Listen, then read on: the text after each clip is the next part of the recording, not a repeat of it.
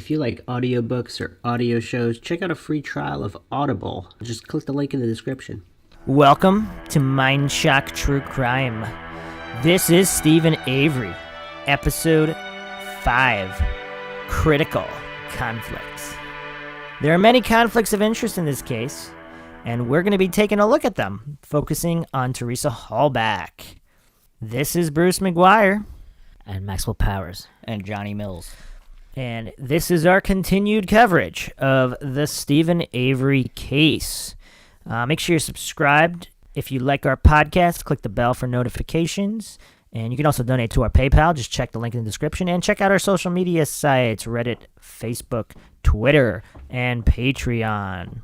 Okay, so we went over the timeline and the people overview previous episode. I'm just going to go over it real quick a little bit more. So we're going to really focus on Teresa Halbach now. So on October 30th, 2005, Teresa Halbach has an encounter with her ex-boyfriend, Ryan Hillegas. Ryan says he definitely saw her that day, but he says he does not recall what time or part of the day. So what do you think about that, Maxwell? What do you think of Ryan Hillegas, her ex-boyfriend? Do you think he's suspect? Or Johnny? He's a little weird. He's out there. What do you think, Maxwell? Could be a possibility. Yeah, I don't know who he is. Yeah, this is the ex-boyfriend. Okay, so October 31st, Halloween, 2005, 8:12 a.m. Steven Avery calls Auto Trader to request the photographer who had been out to the property previously. And she's been at there like many times. Yeah. Probably like 14 times. Yeah, something like that, yeah. 14, 15 times. To photograph a van his sister Barb had for sale. So once again, here's the problem. Is he requesting her because he has a weird fixation with her, or is he requesting her because she already knows the vehicles and the property and it'll be just much faster and easier? I'd rather call somebody that I know I've worked with Exactly, a bunch of times because I know what I expect from it. Not to mention, they're familiar with the property, so you're not going to spend all this extra time going here, going there, or whatever. I don't think that's weird at all. So, he gives his sister's name and phone number instead of his own, since she is the owner and seller. So once again, it doesn't seem like he wants exclusive contact with Teresa. Teresa leaves a message on Barb's answering machine saying she will be there around 2 o'clock or a little longer. So does Steven even know this at this time? So he might not even know what time she's coming. So how's he going to plan a murder? Kind of weird. I don't know. Okay. So November 1st, 2005, Halbach doesn't show up for work at Auto Trader. What day again? November 1st. Okay. Right, day after Halloween, because she went missing on Halloween. Another coincidence, Maxwell. November 1st, 2005 happens to be the day that the Avery bill passes state legislature. What a coincidence, Maxwell. Is this another in a long line of coincidences? Maybe. November 2nd, 2005. Halbach doesn't show up to work again. Okay, November 3rd, 2005. Halbach's roommate and ex-boyfriend do not report her missing. Her parents her mom report called her in. missing. Colborn is recorded talking to dispatch and asking them to run the plate SWH 582.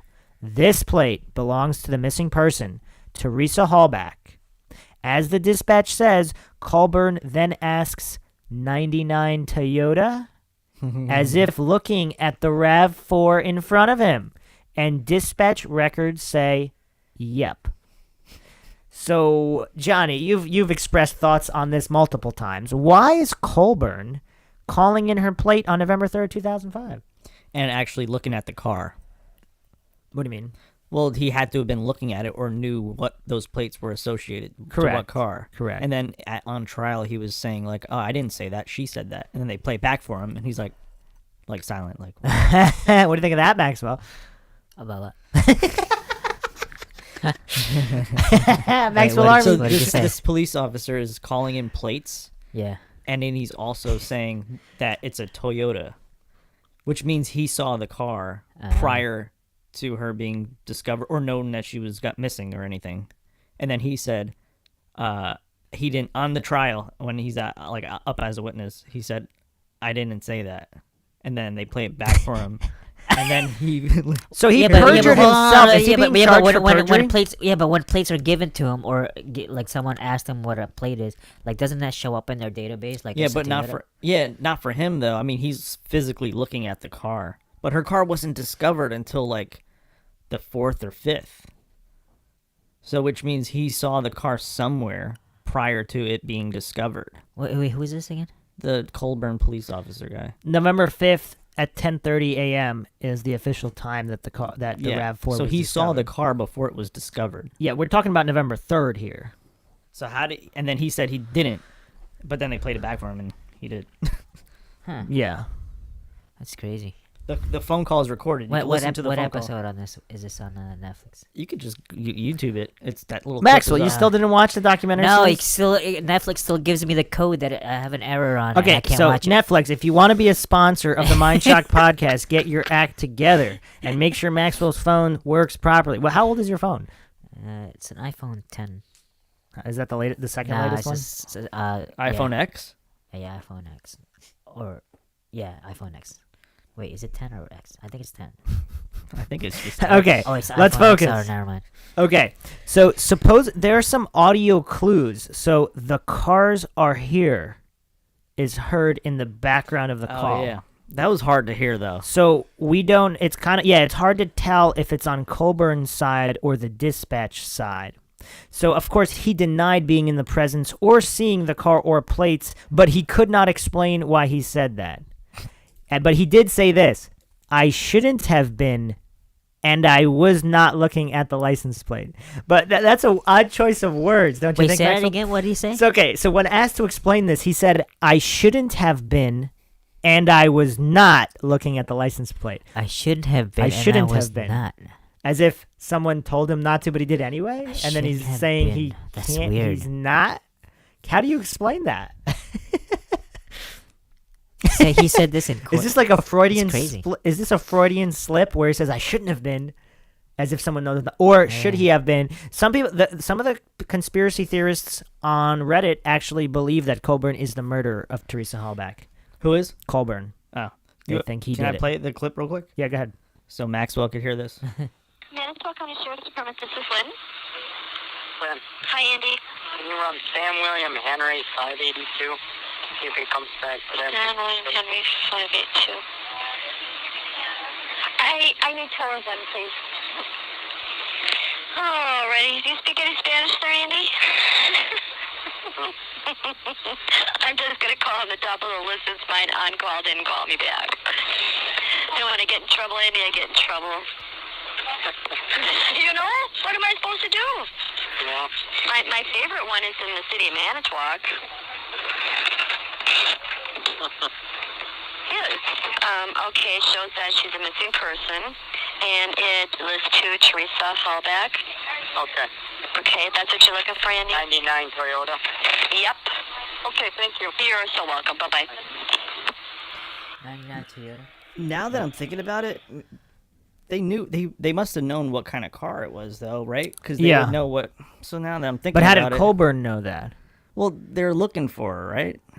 So you're saying the info was forwarded to yeah, Colburn? the mom actually told on the police report, like when she called into 911, she actually said what car it was and all Well, that. I'm not sure about the timeline though, because when he called the plate in, and he shouldn't have known that information. So why did he admit that he shouldn't have?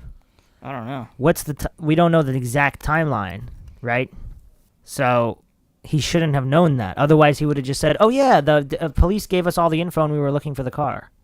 Because he shouldn't have known that information at that time. That seems to be the whole issue here, Yeah, to keep That's it from being that's what makes it so-called weird. kosher. but listening to it now it could work out that way. But but at that time though, like if it was after, because November 1st, the mom called it in, right? no, Second, the 3rd. the 3rd. It was the same day that he called in, so we don't know what's the exact time he called in. I'm saying it had to have been before. We could definitely verify that and see what time those calls were, and then if it's before, they would put That the seems report to in. be the whole problem. It was that it was okay. before. If it was before, then yeah, that's messed up. He shouldn't really know what car it was, or even what the plates were, Exactly. unless he was standing in front of it. Yeah. Because the other idea was that the car was actually found on the side of the road. I don't know if you're going to go into Yeah, that. But. yeah, I heard that as well. Let's go back a second. So October 31st, so 8:12 is when Avery called to request Teresa. A.M. Yes, 11:43 a.m. Teresa calls Barb's phone and leaves a voicemail that she can photograph the van after 2 p.m., asking for the address. 1:30 p.m. Teresa visits the Schmitz residence to photograph a car. 2:15 p.m. Teresa visits the Zipperer residence to photograph a car. That's disputed. Some people say that part of the conspiracy is that the Avery was not the last location that she went to. And we'll get into that later. So, but this is the official timeline. 2:24 to 2:35 p.m., Avery calls Teresa's cell phone twice using the star 67 feature to block his number from her caller ID. This is on the official records. 2:27 p.m., Auto Trader calls Teresa's cell phone, and she tells them she is on her way to the Avery property. In Avery's November 9th interview, which we'll dissect in a future episode. What? Wait, I remember there being a feature somehow possible if you paid the phone company, they would just automatically block your number. Yeah. I Not remember like that you too. purposely like type Yes, star yes, 67. yes, It could be a yes. thing that they have at his Yeah, I knew salvage people. yard I or knew something. people who had that. Yeah. Caller unknown. So We that don't doesn't know. really mean that he hit star 67. Yes. It might just be what he has. Yes, that's an interesting point. We don't Unless know. you could actually test that it actually said star 67. Yes, I'm sure. Well, if they, yeah, that's tough. We need to know exactly. But okay, so Avery stated in his November 9th interview that Teresa arrived between 2 and 2:30 p.m. He met her by the van to pay her in cash and give her his ad, then followed her to her vehicle where she gave him a recent issue of the Auto Trader magazine. He put the magazine on his desk and came back outside, at which point he saw her at the end of the road with her left turn signal on. He stated the entire exchange lasted about 5 minutes. Bobby Dassey's truck had been present, but when he came back outside after putting the magazine on his desk, it was gone. 5 to 10 minutes later, his mother brought him his mail and they chatted, and then he went and watched TV or listened to the radio. He denies using his burn barrels or fire pit this day.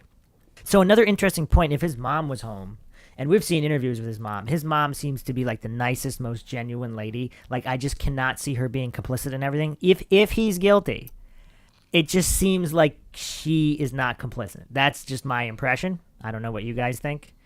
No, yeah. She's not hiding anything that I could tell. Yeah, I do not think she's complicit. So if he's guilty, I don't see her covering for him or being complicit in any way. But wait, Avery said he didn't do a fire on the 31st? Correct. In his November 9th interview, that's what he said. Okay. So we'll be going over all of his statements later as well. So between 2:30 and 3 p.m., Bobby Dassey testifies he saw Teresa photographing the car, then walking towards Avery's trailer. This is the last time anyone other than Avery reports seeing or hearing from Teresa Halbach. He showered and got ready to go bow hunting. When he left, he saw Teresa's RAV4, but not Teresa. Wait, what? Who? Bobby said that? Dassey. This is Bobby Dassey's He testimony. saw her car where? But not Teresa. Outside Avery, on the Avery property. Okay. Okay, so at 3:10 p.m., Scott Tadych and Bobby Dassey pass each other on the road, both driving to go hunting. Between 3:30 and 3:40 p.m., the school bus driver who drops Brendan and Blaine off from school testifies she saw Teresa taking photographs and Avery walking back to his trailer. Okay. So How long did she take photographs? So the car. So she left her car, went to go take photos of the the car, and Avery went back to his trailer to shower or whatever. No. This is Bobby Dassey said he showered to get ready to go to bow hunting. And her car was still out there Yes, when he left. because she was taking photos. Right. So And then like- Avery says that when he was talking to Teresa, Dassey's vehicle was there when he went in to put the Auto Trader magazine that Teresa had given him and went back out, Dassey's vehicle was gone. Mm-hmm. So But they- her car was gone too because he saw her her left turn Yeah, signal yeah. was on going onto the road. Yes. Okay. So the school bus driver says she saw. This is between 3:30 and 3:40. This is kind of weird. All these timelines. Further questioning in her original statement reveals she saw a woman taking pictures near the end of the driveway and is not sure about the date. The car she saw Teresa taking pictures of was the vehicle Avery listed on 1010, not 1031. How could And the bus driver is most likely confused about the dates. I just say, kind of easy to remember Halloween. You would think, but I don't know. If Like Brendan might have been, dressed up in some costume or something. some kids might be, yeah, we don't know. So 3:30 p.m., a delivery man says he was filling up at a gas station near the Avery property and saw a vehicle that looked similar to Teresa's drive away from the Avery property. He did not see who was driving. 4:35 p.m., Avery calls Teresa's cell phone without using star 67 to block his number. He states he wanted her to come back to photograph another vehicle. Her phone had already been turned off or destroyed by the time of this call. This is at 4:35 p.m. So 2 hours after. So I guess he did use star 67 because if they trace, well, this is all if. You have to see who's doing the tracing. And what phone number it was? What number was he calling? Yeah, from? because again, the people that are saying these are incompetent police officers, if they're the ones doing the tracing of the calls, you're gonna. Because he could call from the salvage yard or his house or his sister's house or his mom's or whatever. Right. So depending on which, yeah, you're right. So if one of those lines had an automatic block, yeah, we don't know.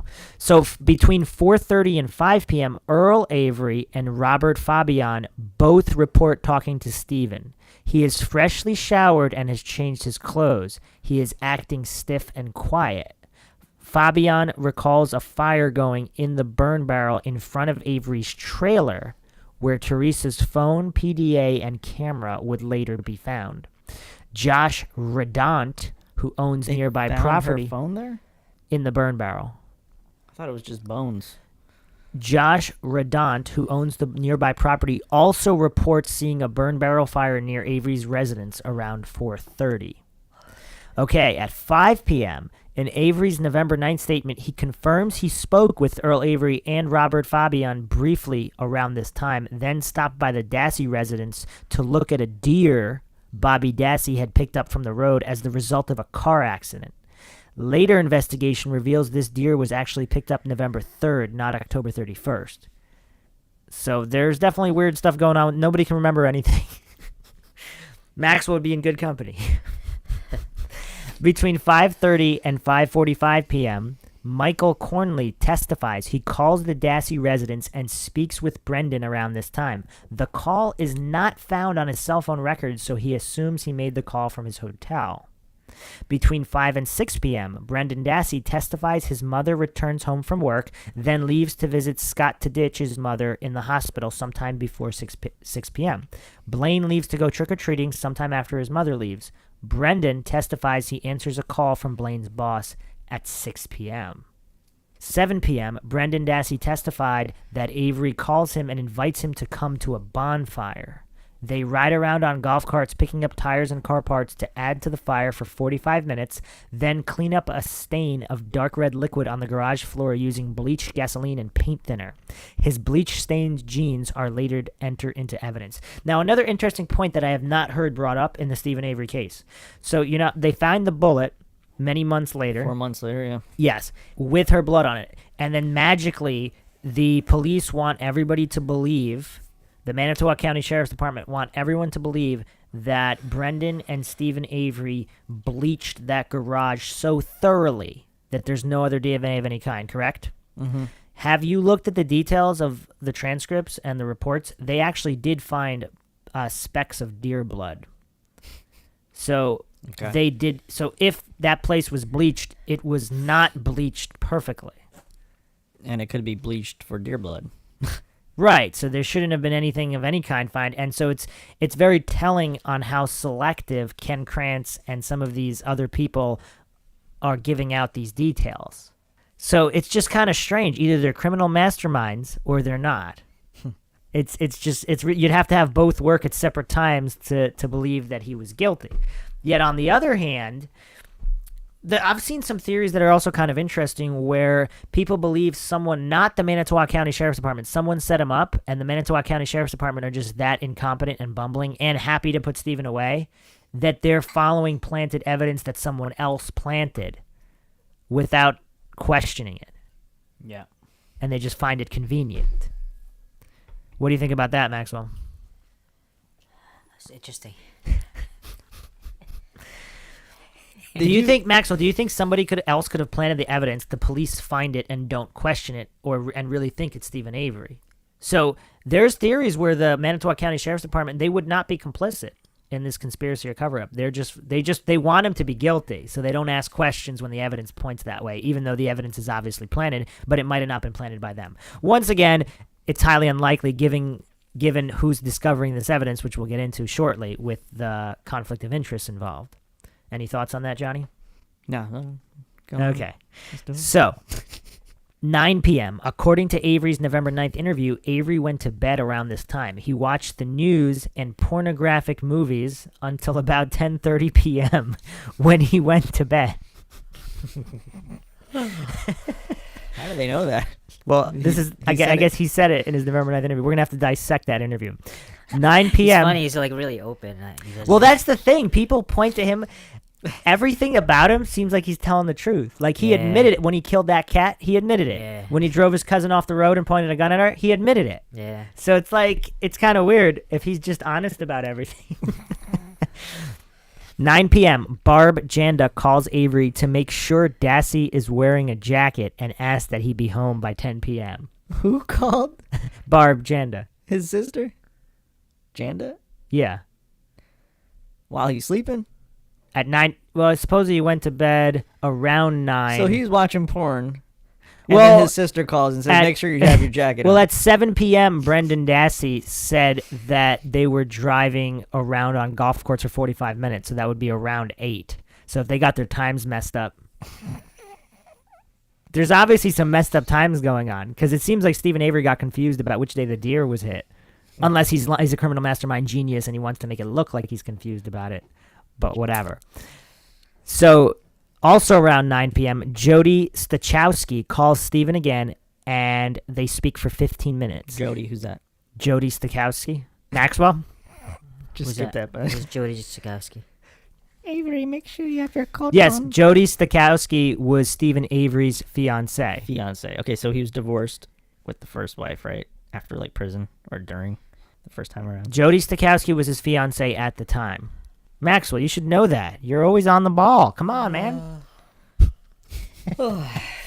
He gets some hot babes now, though, man. Who, Maxwell? No, Steven. In jail. Oh. Like, these women want to marry him and stuff. And they're, like, 40 years younger than him. Okay, Really? so Yeah. He's getting like proposals and shit.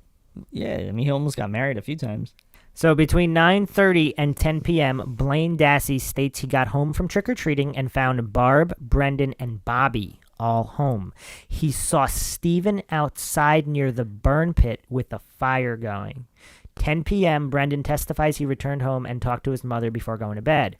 11 p.m., Kayla Dassey tells investigators she sees Steven Avery near his fire pit, stoking the fire with a shovel. They would have heard gunshots and all that, too. If they could remember the detail of a fire pit. Unless he had, like, a silencer. I mean, I don't know. I feel like he used a rifle or something, not a handgun. Pretty loud. He said he didn't do a fire, though. Correct. Steven Avery So- says he didn't. I mean, it seems like he's mostly telling the truth, so... So Karen Halbach reported her daughter missing at 4 p.m. On November 3rd, Yes. 4 p.m. Now we need the time for that phone call. Can you find it? Also, the car was found without plates. Mm-hmm. So, well, here's what some people think. So remember all the depositions in Steven Avery's $36 million lawsuit. What if they had Colborn surveying Steven Avery's place like 24/7, staking it out? And if he saw Teresa there, or he saw the vehicle there prior, I mean, we don't really know. There's so many things that could have 5 happened. p.m. 5 p.m. That the call was at 5 p.m. I believe so. It says Calumet County calls Manitowoc County for assistance in the Halbach case. Lieutenant Andy Colborn calls dispatch to confirm Teresa's vehicle information. How did he know it was Teresa's though? Who told him? Why didn't he just say that in court? Because Karen calls her mom. Teresa's mother reports her daughter missing. She gives all the information: what car it is, the year, I don't know about the license plate, the color, the model, and all that stuff.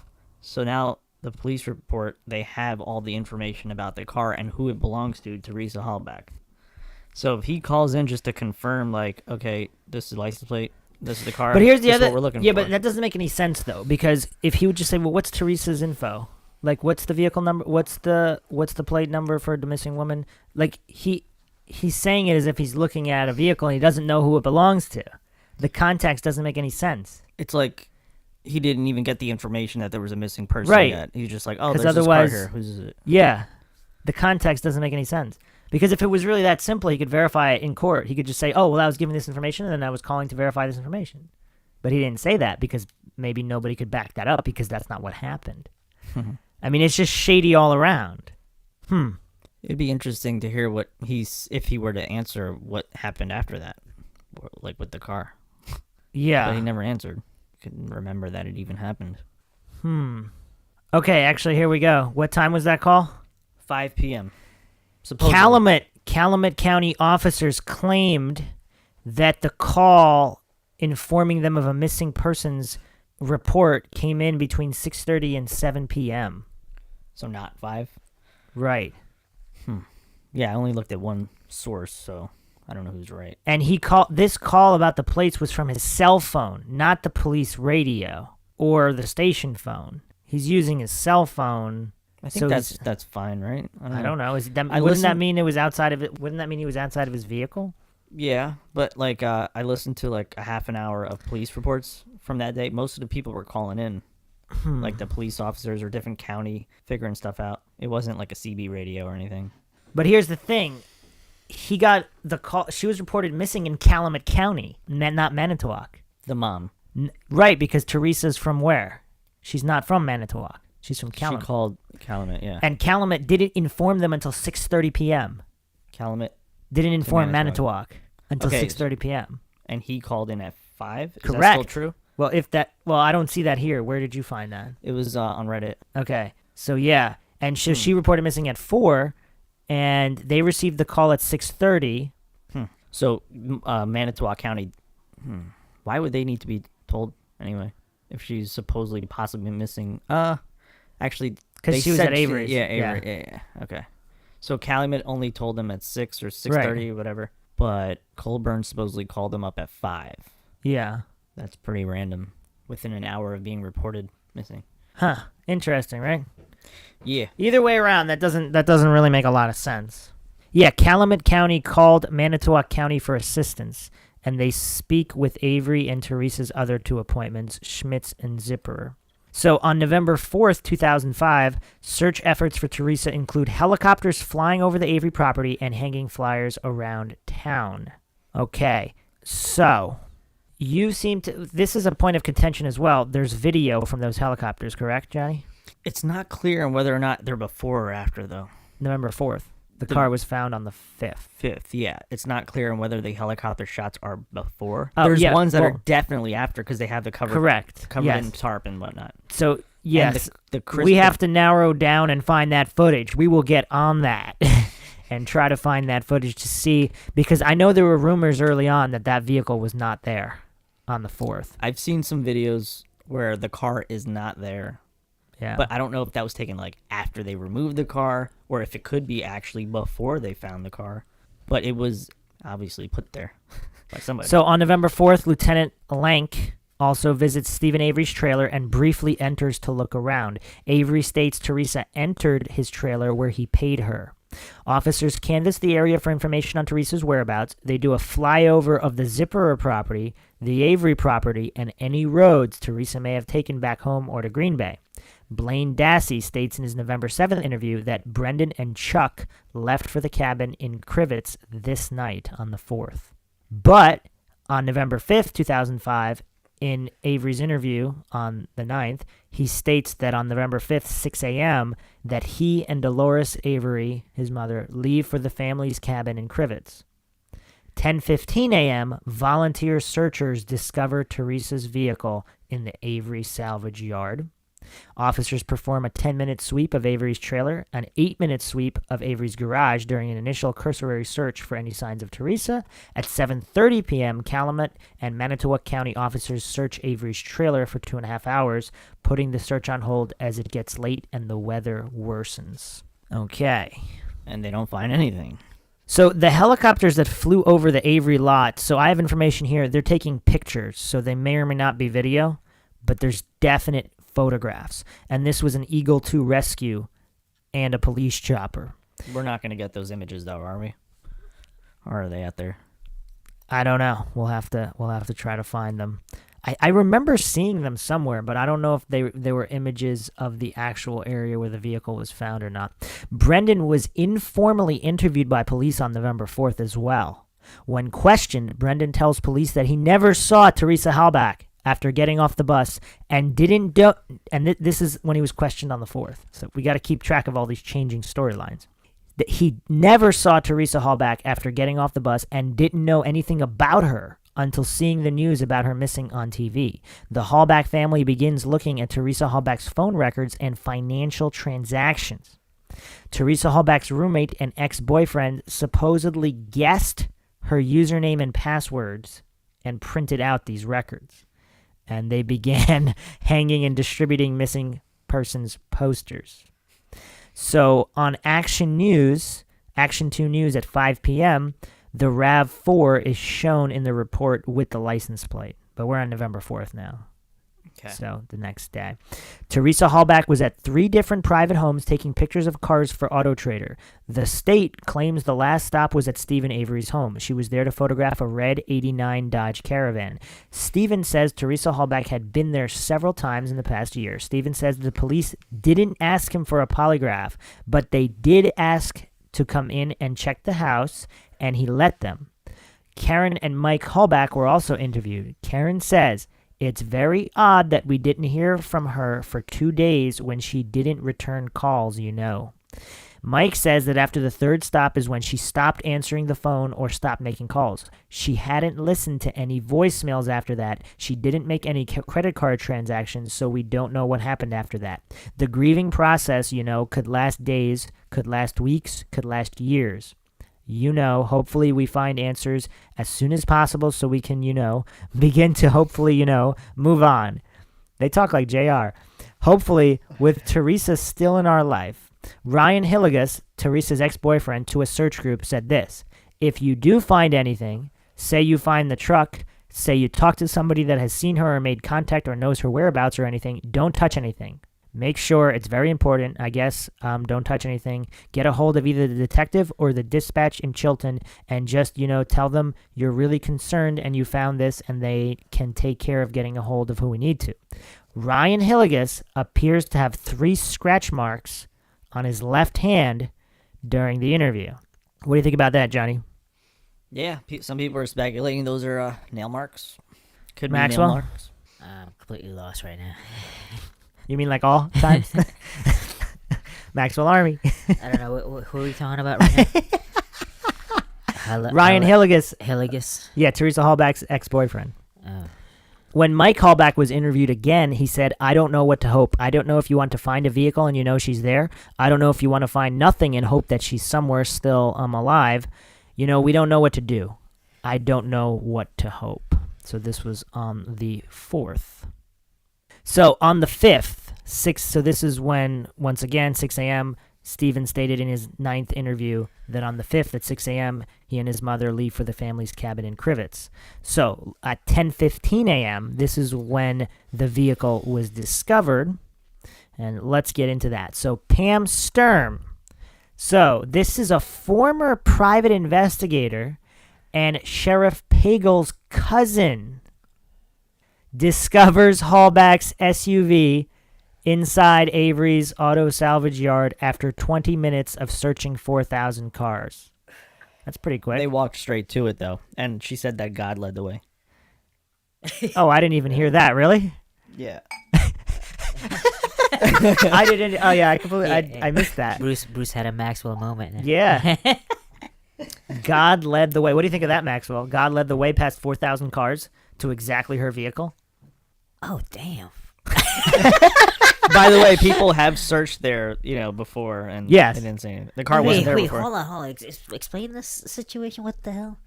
So and Ryan also gave her a camera. Yes, And specifically she was her, the nobody only, else. Yeah, nobody she was else. the only one that he's given a camera to. So it's like almost like, oh, you might find something this time. Here's a camera. And keep in mind, this is Sheriff Pagel's cousin. And who's Sheriff Pagel? Oh, man. It's just the sheriff. Sheriff Pagel is so it's a mysterious Calumet. thing that she found the There's car, 4,000 cars on the property. and she went directly to Illegally it, onto his property, too. and they went directly to Sheriff the car. Pagel Pretty is much. Calumet. Maxwell. Sheriff Pagel is Calumet County. Kenneth Peterson is Manitowoc. So the people saying that Calumet County would never be involved in any kind of conspiracy to help Manitowoc if it's just Manitowoc. So there's obviously some weird crossover here. This took place on Manitowoc County. Avery's properties on Manitowoc, yeah.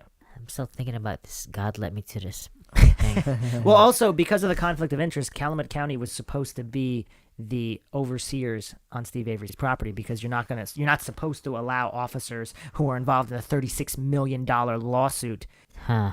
be looking for Interesting. evidence at Yeah. at the person who's bringing the lawsuit against them in another criminal case. You see, there's a problem there. Oh man. So here's the other thing. She called Sheriff Pagel directly to tell him that she found the RAV4.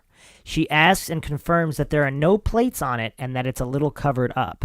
She has the last four numbers of the VIN, and she tells the police she's at Avery Salvage. Okay, 11 a.m., the first officer responds, arrives at Avery's property. Sometime between 11 a.m. and 2 p.m., a command post is set up on the Avery property. After the Pam Strum call, Manitowoc County Officer 1 says, other than the car, do we have anything else? The Manitowoc County Officer 2 says, not yet. Manitowoc County Officer 1 says, is he in custody? Manitowoc County Officer 2 says, negative, nothing yet. So does this suspiciously sound like they're trying to set him up? Partially, yeah, I guess. Sounds like At 2 p.m., Special Agent Tom Fassbender arrives and is appointed lead investigator. Begin applying for search warrants. Search warrants are obtained for the Avery property, and an 8-day search begins. Steven Avery is not allowed on his property. Officers do a protective sweep of the property. Search with dogs. Aggressive dog behind trailer prevents the search of burn pit area. In a command post debrief, evidence team searches Steven Avery's trailer. Cadaver dogs hit on Teresa Halbach's SUV. Searched all 4,000 junked cars multiple times. Police impound Halbach's vehicle and take it to the Wisconsin Crime Lab. Ken Kratz leaves at the exact same time as the driver hauling the secured trailer containing the RAV4 leaves for the crime lab. DA Mark Rohrer, in a press conference, hands over the investigation to Calumet County District Attorney Ken Kratz to avoid the appearance of impropriety. Okay, so quick point on the hood latch DNA. It was proven in court to be non-blood DNA and is such small amount that it could have come from a transfer. A crime tech admitted that he failed to change gloves after searching Avery's car and before searching the RAV4 hood as protocol dictated.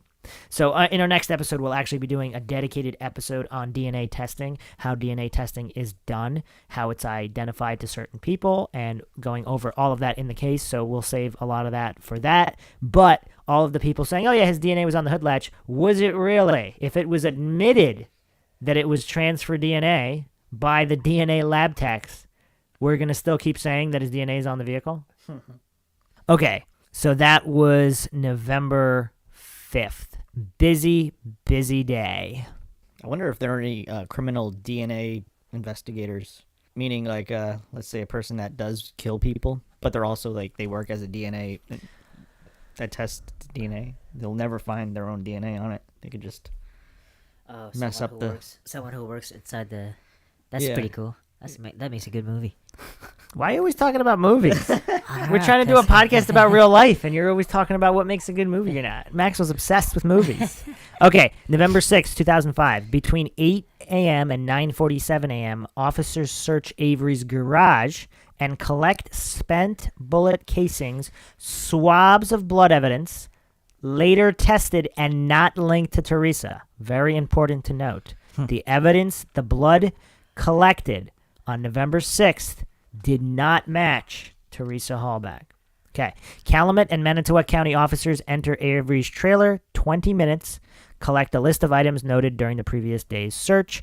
At 12 p.m. noon, Brendan Dassey is interviewed in Crivets. He denies knowing anything about Teresa and states he was going to attend a bonfire at Avery's that week, but it was canceled when Barb and Steven had a fight. He states he never saw Teresa after getting off the bus. He claims to have only seen Steven when he helped him push a car into the garage, which is later proven false. State Crime Lab investigators search Avery's trailer for DNA evidence using special lighting. Okay, so let's get into more details for the 6th. Special lighting, meaning like a black light. So Mike Halbach also stated on... Oh, by the way, Brendan Dassey, this was the second time he had a police interview without parental consent or lawyer present. And this is not the one where he goes to jail for life. Correct. On the 6th, Mike Halbach also stated, 100% of my hopes are with finding Teresa. When we last heard she was alive Monday afternoon, and until we hear otherwise, that's what we're going to believe. The junked cars are all searched again, and the garage was searched for the first time after just a sweep the previous day. So the aggressive dog is still preventing thorough search. A .22 Marlin Glenfield semi-automatic rifle is seized from a gun rack on Steven Avery's bedroom wall. It belongs to Roland Johnson, owner of the trailer where Steven lived with Jody. Okay, let's move on. On November 7th, the blood in Teresa's car is identified as coming from both a male and a female. November 8th, Teresa's key is found in Avery's bedroom during a 3-hour and 43-minute search of his trailer. License plates from Teresa's car are discovered in another car in the Avery yard. Now keep in mind, all the vehicles were already searched thoroughly, all 4,000. Bones and teeth are found in Avery's burn pit. 12:19 p.m., officers briefly enter Avery's garage to search for tools. In Avery's November 9th statement, he claims he received a call from a friend named Tammy Weber. She claims to have heard that police officers were trying to frame him and had planted the vehicle on his property, and Benny Biernston, the victim in his 85 wrongful conviction, knew Teresa Halbach's family. Later, officers interviewed Tammy, and she states only that she heard from her son that a Two Rivers police officer said that Avery may be innocent. Okay, so what else? Let's go a little deeper on the 8th. Teresa's spare key. So this was not the actual key. So this was a valet key. A valet key. So this is not her regular set of keys. That's what was found, which is kind of strange, right? Yeah, who would have access to that? Someone who didn't have access to the actual key set?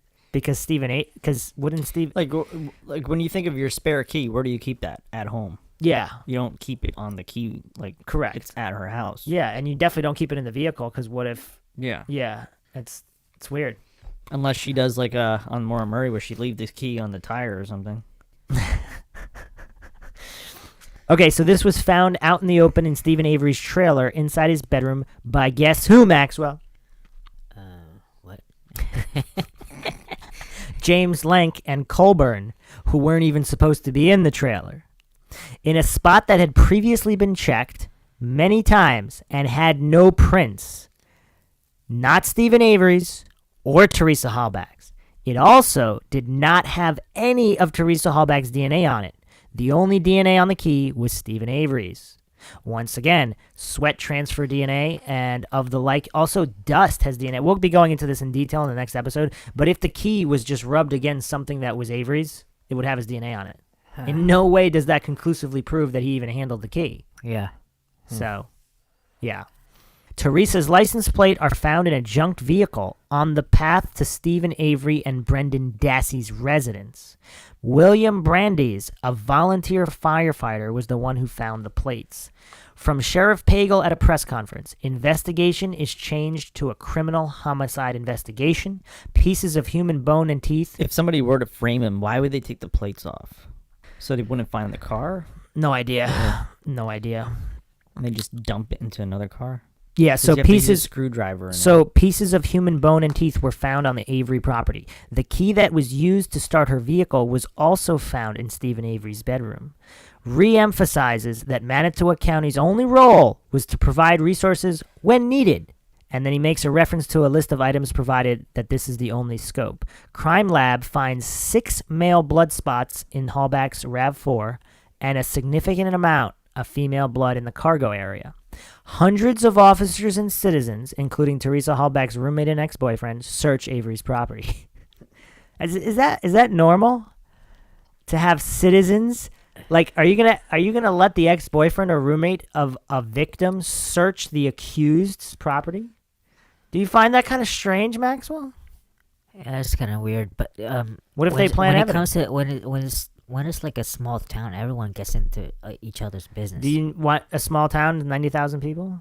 I Didn't just, we I just just went over remember. this- I don't know. We just went over the population. 90,000 is pretty small. I mean, So out of 90, spread out 90,000. Yeah, it's Like, definitely spread out. It's farmy though. 90,000 spread out is a small town. yeah. So you can't. So why not use the other 50,000 for the search instead of the ex-boyfriend? Like you got 50,000. Well, other he was the people. one that rounded everybody up, right? Yeah, I know, but he shouldn't be searching the prop. Why would he be searching a private Yeah, citizen's how would they? property? There was police. Because there, Maxwell, right? Like, look, how do you have all of Calumet County Department officers. You have Manitowoc County officers on standby. Can't Avery just come out and just start shooting everybody? Like, get off my property. Well, if they have a warrant. No. Oh, well, yeah, the warrant wouldn't cover a citizen. Yes. Yeah, so Yeah. you just like. Well, pop wasn't he? 'em He off. wasn't allowed on the property though during the search. Steven? Correct. While the citizens Right. During searched the it? 8-day search. Well, it's an 8-day search. Yeah. I thought he was at his property though. For some of it, the Yeah. one that he allowed. Then they had an 8-day search when he wasn't allowed on the property. Man, Maxwell doesn't find this weird at all. There's like 50,000 other people that could do it, and those two need to be there Well, that are related to the victim. I mean, I'd want to do it. We're not too, talking though. about even if it well, was a small town. there was no Maxwell, police to stop. Maxwell, even if stop it was, let's say it was let's say it was a small town with only 100 people, you can have the other 98 people. Like, why? Let's say there was only forget the 90,000. Let's say there was only 100 people in a Okay. tiny small town. Okay. 98 people is plenty enough people Yeah. to search that aren't connected with, or even 50 people. I mean, I'd want to be Oh, I searching see. too, I see. though. So the weirdness is like the connection. You didn't get that? No, I just remember. So you're it. saying that they shouldn't be searching because They're related to the victim. So Yeah. that would be wrong if they were to go search. Well, what's to stop them from planting evidence if they don't like Steven Avery? Well, I think those who are not related to they're not interested enough to look. So like these no, but guys clearly are they were. interested. Hundreds of officers and citizens. Hundreds searched. Hundreds. So clearly there's local concerned citizens. Okay, let's move on. So that was November 8th. So now let's look at November 9th. From 11:51 a.m. to 12:10 p.m., officers enter Avery's garage again, but do not provide details of this search during testimony. 12:47 p.m., Avery is arrested for being a felon in possession of a firearm. That's what they arrested him for. Officers enter Avery's trailer to search for a garage door opener and gloves. Bones from the burn pit are identified as being from an adult female. Members of the Avery family are taken to Aurora Medical Clinic to give DNA samples. Steven Avery's cut finger is photographed here. This is on November 9th. Steven Avery's attorney, Walt Kelly, cannot find him despite making attempts and talking to Sheriff Pagel. He was held without access to counsel and phone call. Mark Weigert and Andrew Fassbender interview Steven Avery about the murder without a lawyer present. Seems to be the MO over there. Steven Avery denies involvement. The lab determines bones are human and female. Okay, let's move on to November 10th. A deposition was scheduled for Sheriff Tom Kocourek on this day. Obviously didn't happen. Jerry Pagel announces that Halbach's bone fragments, teeth, camera, and cell phone pieces are found in a burn pit near Steven Avery's trailer. Ken Kratz announces that Steven Avery's DNA is found on the key and from blood on the RAV4. This is prosecutorial misconduct, eroding his right of innocence until proven guilty by his peers. On November 11th, female blood in the SUV is matched to Teresa Halbach. On November 12th, law enforcement leaves the Avery property. How do they do the matching of the blood if they don't have the body? So we'll get into that in the next episode. November 15th, Avery is charged with the murder of Teresa Halbach, mutilation of a corpse, and illegal possession of a firearm. That firearm, though. They saw that the first and day. the 15th also happens to be when the deposition was scheduled for DA Denis Vogul. You know who Vogul is, Maxwell? Prosecutor? I don't know. I don't remember. Yes. And then Ken Kratz announces that Steven Avery's blood was found inside the vehicle. Okay, yes. So, on November 19th, Teresa Halbach's funeral. November 29th, Scott Tadych is interviewed by police. Around the same time, Tadych was trying to sell Bobby Dassey's .22 caliber rifle to a man named Jay Mathis at work. Whether there's anything to that, we don't know. In early January, Kayla Dassie, Brendan's cousin, tells school counselors that her Uncle Steve asked one of her cousins to help him move a body. She says she is scared to go to the Avery salvage yard and asks if blood can come up through concrete. Say that one more time. So, Brendan Dassey's cousin, Kayla Dassie, told school counselors that her Uncle Steve asked one of her cousins to help him move a body. And she's scared to go to the Avery salvage yard. She just told school counselors And this. blood, if blood can come out If of blood the can come concrete? up through concrete, I don't know why she was asking that. Okay. Okay. On January 17th, 2006, Avery pleads not guilty. On January 19th, an FBI laboratory determines that the remains found at the Avery salvage yard are Halbach's. Did you hear that, Maxwell? Halbach, fire, what? Maxwell's always on the ball. On February 27th, this is the first formal police interview with Brendan Dassey. First at the high school, then at the police department. So this is without parental consent or a lawyer present. Okay? And they lied about consent.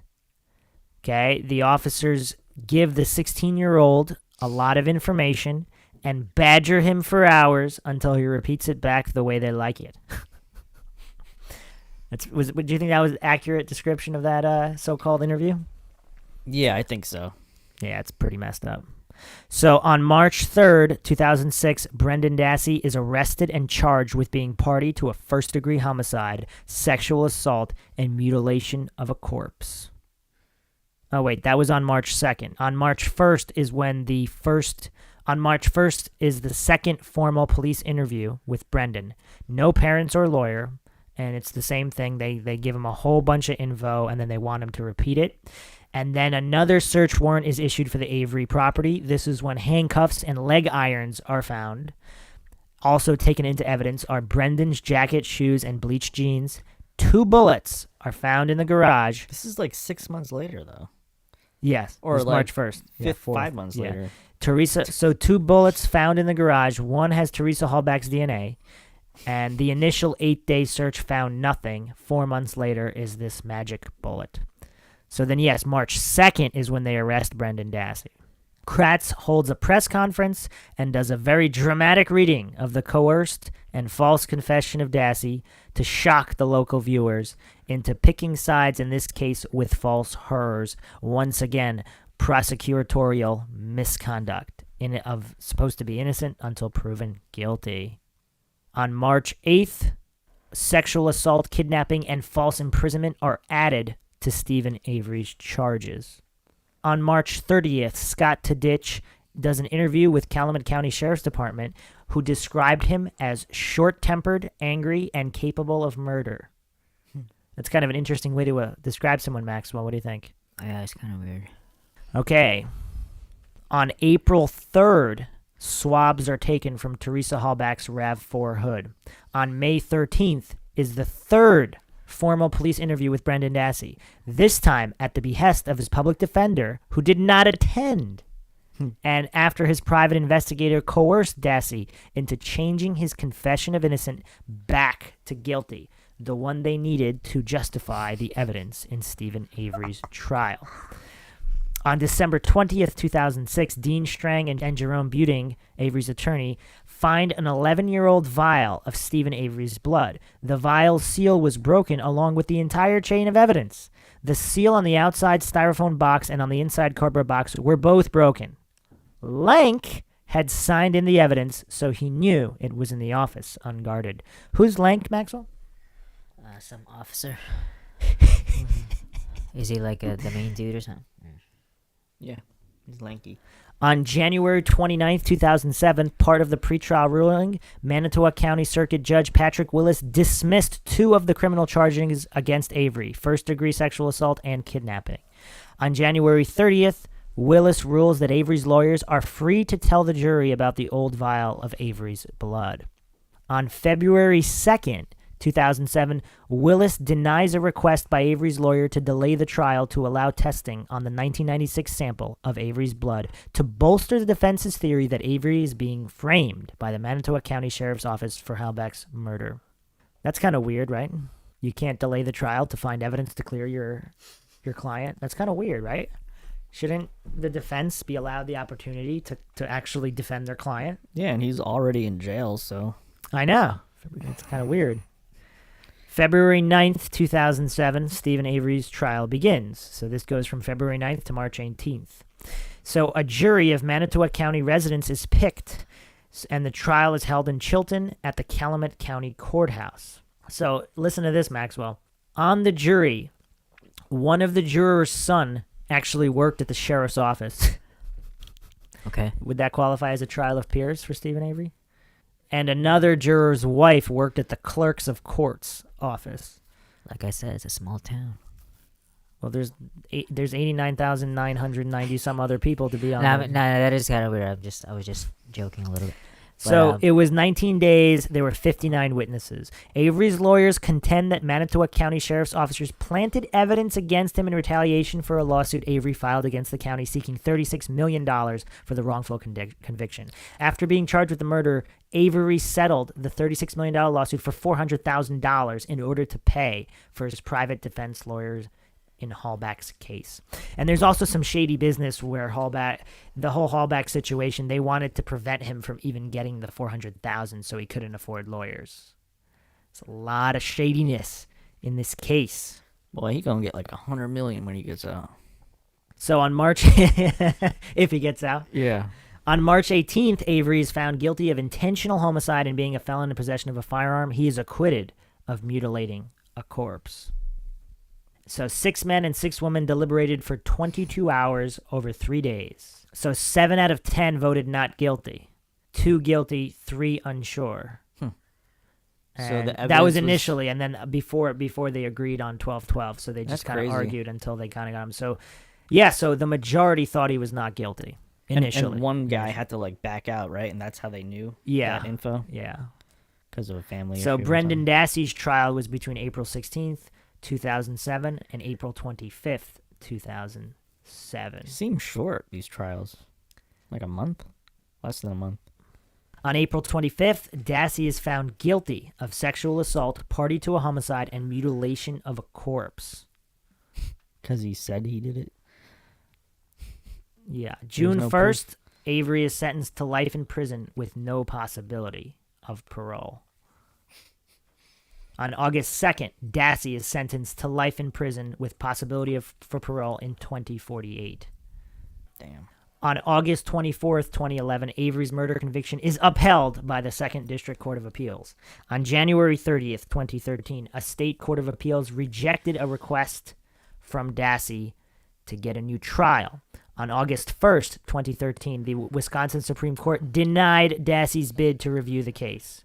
On June 6, 2014, Kenneth Kratz's law license was suspended for 4 months by the Wisconsin Supreme Court. Kratz admitted abusing prescription drugs and being treated for sexual addiction. A former state prosecutor and victims' rights advocate who tried to spark a sexual relationship with a domestic abuse victim and made sexual remarks to social workers cannot practice law for 4 months. The Wisconsin Supreme Court announced Friday. Just 4 months, that's it? Then you're free to Should've got continue. life. Then you're free to continue abusing victims. And he had to pay $23,904 to cover the cost of the disciplinary proceedings. Should have paid $36 million. This was exploitative behavior, harassing behavior, and a crass placement of his personal interests above those of his client. The state of Wisconsin, the court wrote in a collective decision that wasn't signed by any single justice. All right, so this is part 1 of a 2-part episode, and we will finish the second part of these critical conflicts of interest on the next episode. This is Bruce McGuire signing off. And Maxwell Powers. And Johnny Mills. See you guys next time.